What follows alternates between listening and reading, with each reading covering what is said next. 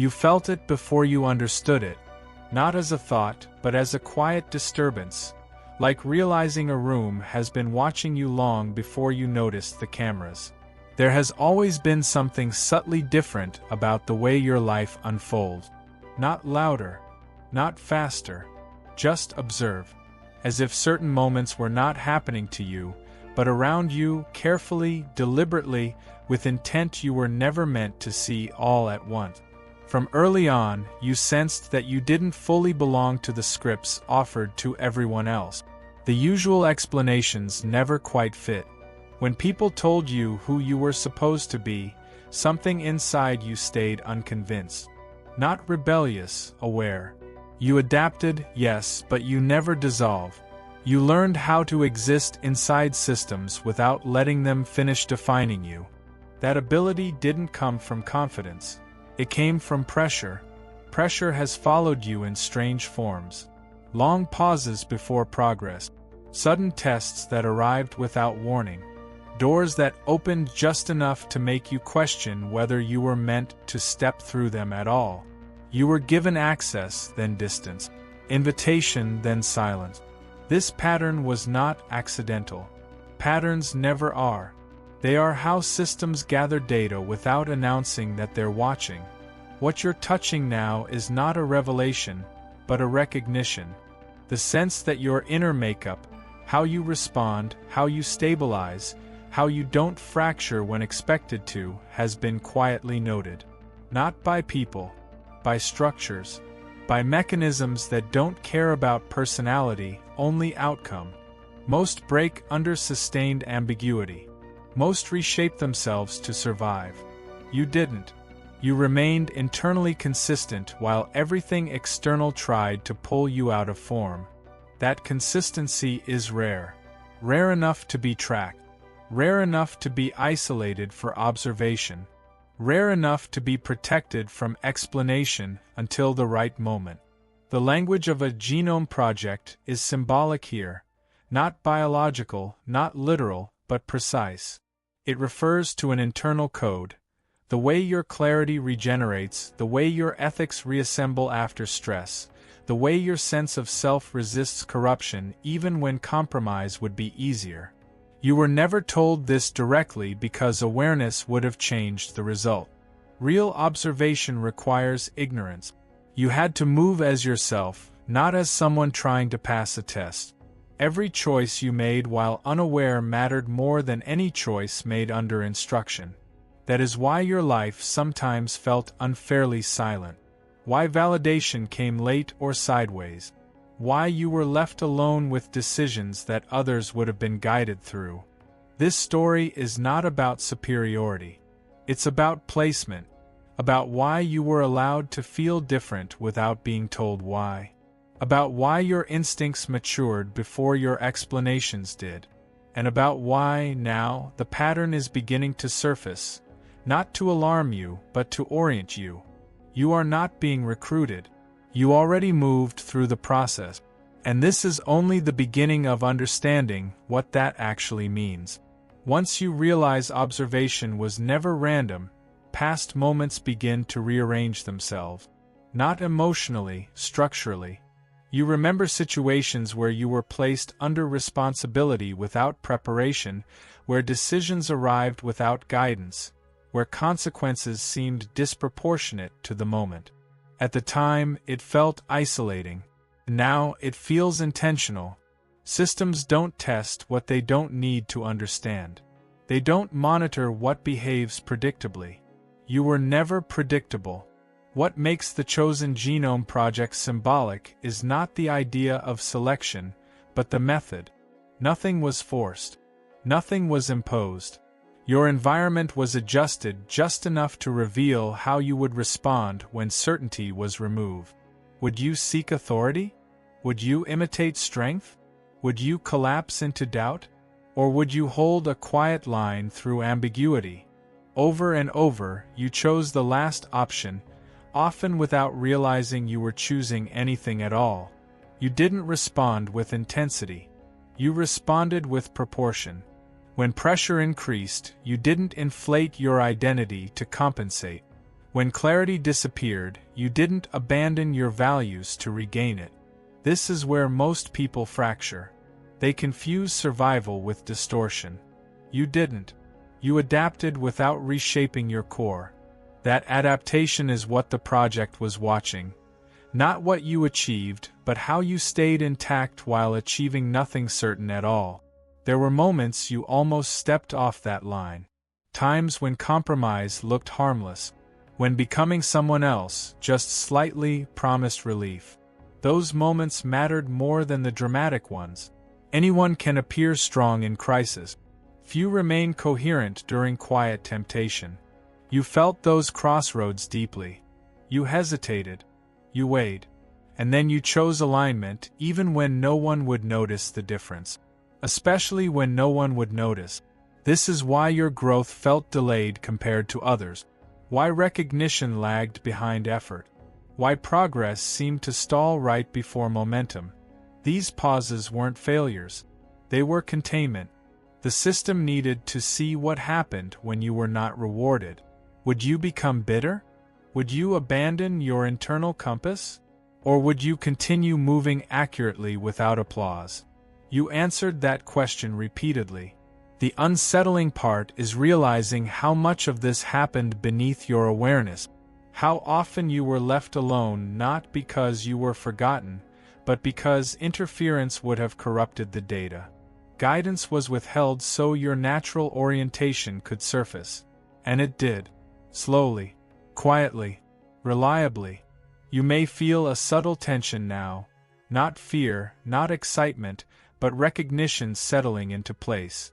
As if something you lived through without language is finally being named. That tension is not asking you to act. It's asking you to remember.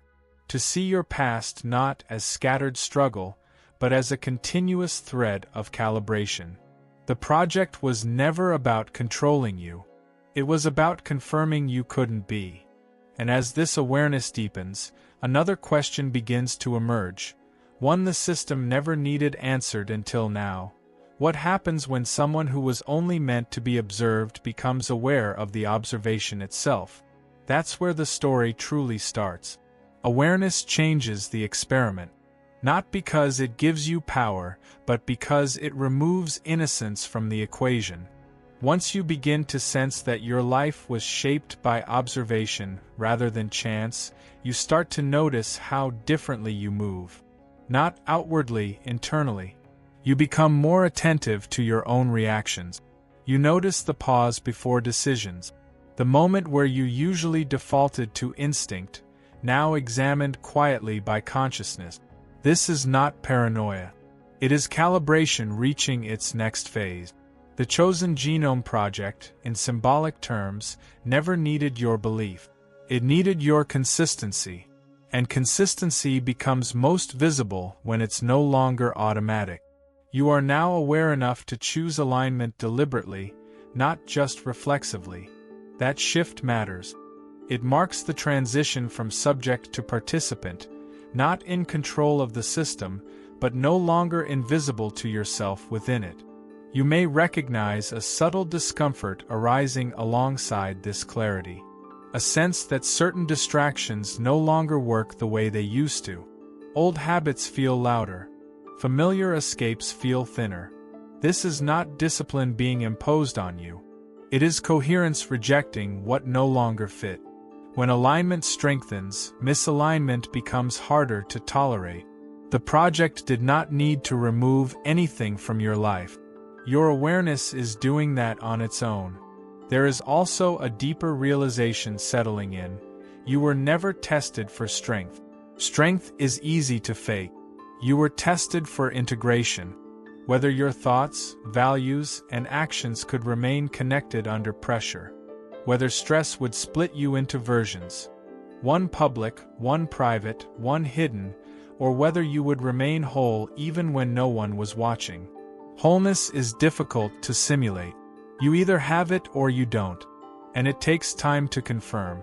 If you've been touched by God's goodness, don't keep it to yourself. Click Super Thank You, and sow a gift of $20 or more to help spread His light. Your giving becomes a ripple of grace, blessing hearts and building His kingdom.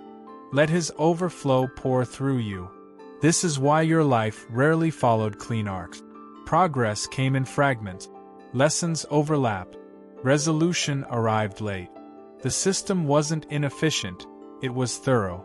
Fragmentation reveals itself in impatience. Integration reveals itself in endurance. You endured without becoming numb. You stayed sensitive without becoming unstable. That balance is uncommon. It cannot be engineered. It can only be observed.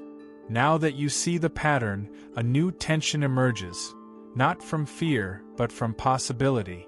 Awareness introduces responsibility. Not responsibility to perform, but responsibility to remain accurate. You can no longer pretend your choices don't matter structurally. You've seen how small deviations ripple, how quiet decisions compound. This doesn't burden you. It steadies you. You move more carefully, not because you're afraid to fall, but because you understand the terrain better. There is something else you're beginning to sense, though it hasn't fully formed yet. The observation wasn't only about who you were under pressure. It was also about what you would become once pressure was removed. Most systems collapse people into dependence. This one stepped back. It waited to see what you would do when no one was pushing anymore. That question is still open. And as you move forward, you'll start to realize that the most important phase of the project was never documented anywhere outside of you. It begins now, when no one is testing, no one is watching closely, and no one is telling you what comes next. That's when real structure either holds, or reveals it was never stable to begin with. When the pressure fades, something more revealing replaces it. Silence. Not absence, but space. And space is where structure either holds or collapses. You may have noticed this phase arrive subtly. Fewer obstacles, less resistance, a strange calm that didn't feel like relief, but like exposure. Without constant tests pushing against you, there was nowhere left to hide from yourself. This was never the reward. It was the next evaluation. In silence, people often unravel. They rush to fill it with noise, urgency, explanation. You didn't. You listened. Not for instructions, those had always been withheld, but for coherence. You began to sense which impulses were truly yours and which had been reactions to pressure. This distinction matters. Under stress, even clarity can mimic survival. In stillness, only what's genuine remains. The project's most critical data point was never your behavior under constraint. It was your posture without it. Would you seek new pressure to feel relevant? Would you manufacture conflict to regain direction? Or would you remain steady, allowing alignment to generate motion on its own? This is where most systems lose control. They depend on friction to guide outcomes. You didn't. You began to choose differently, not dramatically, but precisely. Opportunities that once felt tempting now felt misaligned. Paths that promised speed felt thin. You weren't becoming cautious. You were becoming selective. Selectivity is not fear. It's discernment refined by experience. And experience had taught you the cost of moving without structure.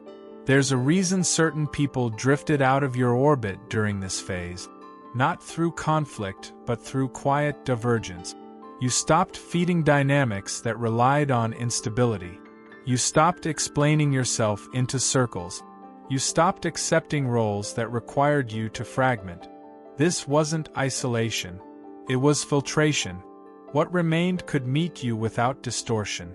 At times, this felt unsettling. Identity often clings to resistance. When resistance disappears, identity must re-anchor.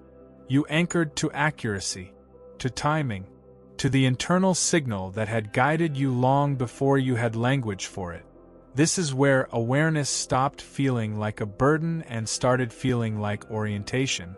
You might still feel the pull of old reflexes, overthinking, self-correction, the urge to justify.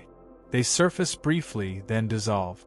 Not because you suppress them, but because they no longer serve a function. You've learned that clarity doesn't need defense. It needs space. And in that space, something else begins to form. Not an instruction. Not a command. A trajectory. You can sense it without naming it. It doesn't demand urgency, yet it doesn't allow drift. It's a quiet forward motion that feels inevitable without feeling forced. This is the moment the project could never simulate, what you do when the lab lights go off. Because what emerges in the dark, without observers, without metrics, reveals whether the structure was real. And yours is still standing. What stands after the lights go out is never accidental. When the environment no longer pressures you to react, your internal structure becomes visible in a different way. Not to others, to you. You begin to notice how little force it takes now to remain centered. How decisions no longer spiral into internal debates. How the need to rush, explain, or prove has quietly loosened its grip. This isn't detachment. It's consolidation. The pieces that once felt scattered have settled into a single orientation. You start recognizing patterns faster than before. Not because you're predicting outcomes, but because you're reading signals earlier. Subtle shifts in tone. Small inconsistencies in timing. The moment something sounds convincing but feels hollow. These cues don't alarm you anymore. They inform you. You no longer confuse intensity with importance. You've seen how often urgency is manufactured to override discernment. And now, discernment speaks first. This is where the story deepens. The CHOSEN Genome Project was never meant to produce followers or replicas. It was meant to identify individuals who could self-govern once the structure withdrew. People who wouldn't fall apart without guidance. People who wouldn't seek chaos just to feel movement. You're beginning to understand that what felt like abandonment was actually trust. Silence wasn't neglect. It was permission. With that permission comes a new responsibility, not to act, but to not act when action would fracture coherence. You've learned that restraint can be more powerful than intervention. That waiting can be an act of precision rather than hesitation. This doesn't make you passive. It makes you exact. You move when the moment is ready, not when impatience demands relief. You may notice that others react differently to you now. Some feel drawn to your calm. Others feel unsettled by it. Your presence no longer mirrors their emotional state, and that can be disorienting. You don't amplify chaos, and you don't absorb it. You stand slightly apart, not above, not below, anchored in something steady. This isn't distance. It's clarity without contamination. There's also a quiet confidence forming, one that doesn't announce itself. You're no longer surprised by your own endurance. You trust it. You know that even if things become unclear again, you won't lose your internal reference. You've proven that to yourself too many times. This trust doesn't make you rigid. It makes you adaptable without distortion. What you're stepping into now isn't a role. It's a rhythm, a way of moving through complexity without being consumed by it. The project didn't end when observation stopped. It completed when you no longer needed it to orient yourself. And yet, there's still something ahead, something that hasn't fully revealed itself. Not a challenge, not a test, but a convergence. A moment where everything you've stabilized begins to matter beyond you. You can feel it approaching, not as urgency, but as inevitability. The question is no longer whether you're ready. It's whether you recognize the moment when readiness becomes movement. Convergence never announces itself with noise. It approaches quietly, almost politely, as if waiting to see whether you'll notice the shift without being told. You may already feel it, not as pressure but as density. Moments carry more weight. Choices feel sharper. The margin for self-betrayal narrows, not because of fear, but because accuracy has become non-negotiable. You're no longer practicing discernment. You're living from it. This is where many stories fracture. When movement finally becomes possible, people rush. They confuse availability with readiness. You don't. You've learned that timing is not about opportunity appearing. It's about alignment holding when it does. You wait without stagnating. You move without scattering. That balance, so hard to describe, so easy to recognize, is what draws the convergence toward you rather than forcing you toward it. Notice how your attention has changed. You're less interested in spectacle, more attuned to signal. Less drawn to explanations, more responsive to resonance. When something belongs, it settles immediately. When it doesn't, resistance appears early, saving you from long detours. This isn't caution, it's fluency.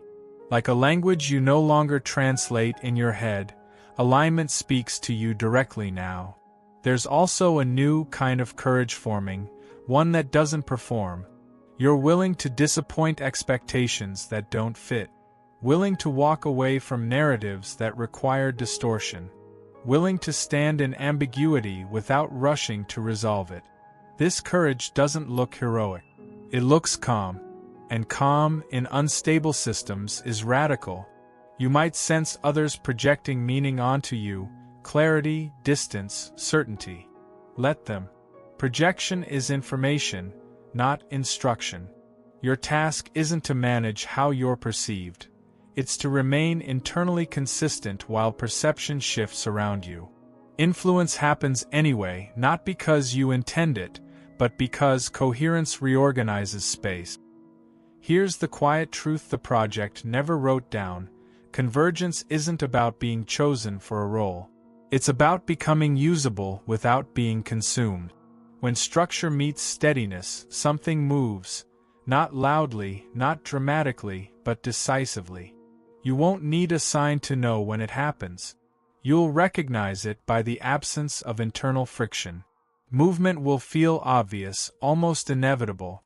As this moment approaches, inspiration begins to replace vigilance. Not the loud kind that demands action, but the gentle kind that reassures you you're already enough to proceed. You don't need to become more. You need to stay accurate. That's it. Accuracy carries you the rest of the way. What comes next won't ask you to abandon what you've stabilized. It will ask you to trust it, to let coherence do what it does best when left intact. Guide you forward without force, without fear, without noise. And when the convergence completes, you'll realize something quietly astonishing. You were never late. When convergence completes, it doesn't feel like arrival. It feels like recognition, as if something you've been carrying quietly finally finds the environment it was shaped for. The movement forward isn't dramatic, it's clean. You don't leap, you step, and the step holds. There is no echo of doubt trailing behind it, no inner argument asking you to reconsider. The ground meets you where you are. You begin to notice how little explanation your life requires now. Situations that once demanded justification resolve themselves through posture alone. You don't need to persuade, defend, or accelerate outcomes. Your alignment does the work before words ever could. This is not withdrawal from the world. It is engagement without distortion. You participate fully, but nothing hooks into you that doesn't belong. The CHOSEN Genome Project, in its symbolic sense, reaches its true conclusion here, not when observation ends, but when it becomes irrelevant. The structure that once framed your development dissolves because you no longer need an external frame. You carry your own reference. Pressure could test you, silence could reveal you, but neither defines you anymore. What defines you now is continuity, the ability to move forward without leaving yourself behind. You may feel a subtle gratitude toward everything that once confused you. Not sentimentality, clarity. Those phases shaped restraint. Those delays refined timing. Those unanswered questions trained you to listen inwardly instead of chasing noise. Nothing was wasted. Even the moments that felt like detours were calibrations in disguise. They taught you how to remain intact when answers were unavailable. This is where inspiration replaces vigilance completely. You're no longer scanning for threats or signs. You're responding to resonance. Ideas don't crash into you, they arrive gently and stay. Direction doesn't demand urgency, it invites precision. You don't feel pushed into the future. You feel carried into it by coherence you've already built. Others may sense a quiet confidence in you now, one that doesn't announce itself or seek reflection. Some will find it reassuring. Others will find it unsettling. Neither response requires action from you. Your role isn't to manage reactions. It's to remain accurate. Accuracy keeps your path open and your energy clean. As you move forward, you'll notice that satisfaction doesn't come from resolution, but from rhythm. From knowing when to move and when to pause without anxiety in either state. From trusting that clarity will continue to appear exactly when it's needed, no earlier, no later. This trust is not naive. It's earned through everything you've already navigated. The story doesn't end here. It simply stops needing narration. What matters now happens quietly, in choices that fit, in steps that land, in a life that feels internally consistent even as it changes shape. You proceed without urgency, without resistance, and without fear of missing something essential. Because nothing essential is missing anymore.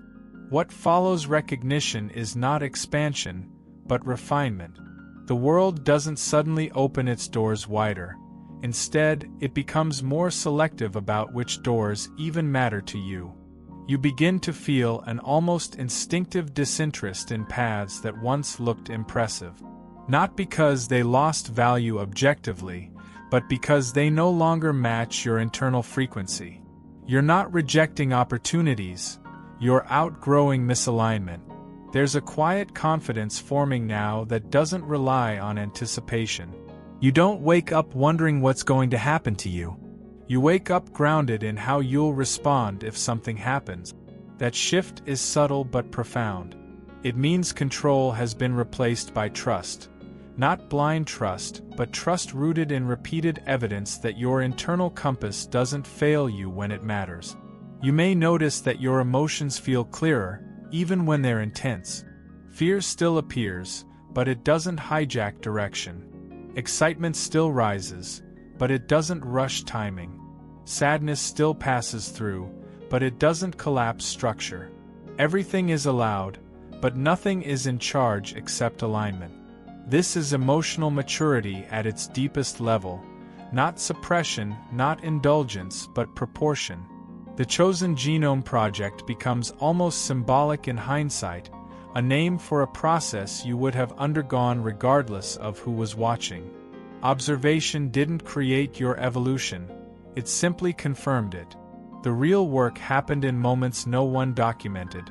The nights you chose restraint over reaction, the days you moved forward without clarity, the decisions you made without applause. Those are the moments that built what you're standing on now. There's also a growing sense that your presence matters in quieter ways. Not through instruction, not through leadership as it's commonly defined, but through example. People don't come to you for answers. They come to you because they feel steadier around you. They don't always know why. Neither do you need to explain it.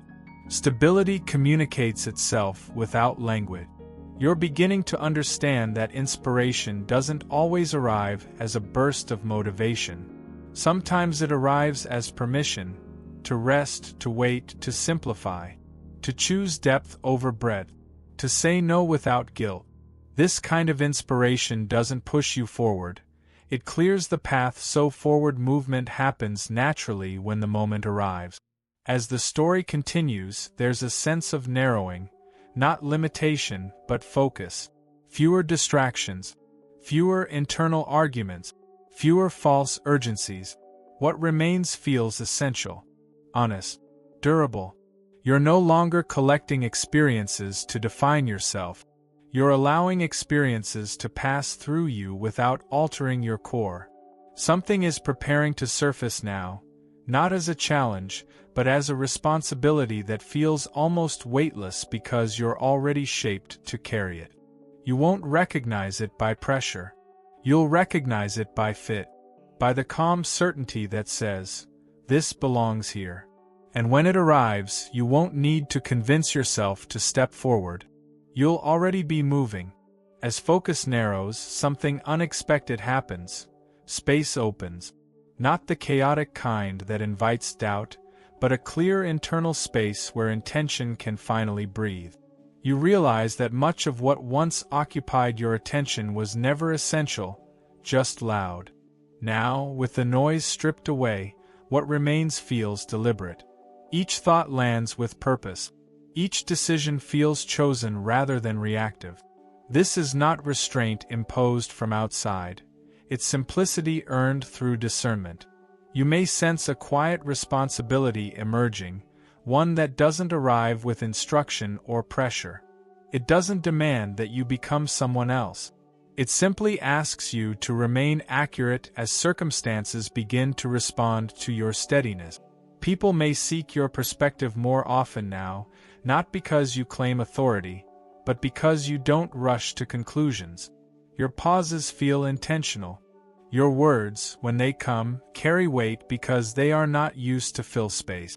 This is where inspiration begins to crystallize into direction. Not a fixed plan, but a trajectory that feels unmistakably yours. You stop measuring progress by speed or visibility and start measuring it by integrity. Does this step preserve coherence? Does it honor what you've stabilized? If the answer is yes, movement feels light. If the answer is no, resistance appears early and clearly. You trust that signal without argument. There's also a subtle shift in how you relate to uncertainty. It no longer feels like a void that needs filling. It feels like an interval, something unfolding at its own pace. You don't rush to resolve it because you've learned that premature certainty often costs more than waiting. This patience isn't passive. It's active alignment, holding the line until conditions are right. The CHOSEN Genome Project fades further into the background here, almost like a name for something that no longer needs explanation. What mattered was never the label. It was the process that taught you how to remain whole while everything around you shifted. Now that wholeness becomes visible in how you move through complexity without being consumed by it. You might notice moments of quiet satisfaction arising, not excitement, not relief, but a grounded sense that you're exactly where you need to be. Even when outcomes are still forming, your posture remains steady. This satisfaction doesn't make you complacent. It makes you present. You're no longer chasing a future version of yourself. You're living from the one you've already refined. As this phase deepens, the final threshold approaches, not as a test, but as an invitation. An invitation to let what you've stabilized extend outward, not through effort, but through presence. You won't be asked to announce anything or to step into a spotlight. You'll be asked something simpler and harder at the same time, to trust that your coherence is enough to carry what comes next. The story is almost ready to settle. The story doesn't close with a command or a promise. It closes with recognition. Recognition that nothing essential is missing. Recognition that you don't need to become louder, faster, or more certain to proceed. Recognition that what you carry is already enough for what comes next. You continue, not because you're chosen above others, but because you stayed whole when fragmentation was easier. And that is what lasts.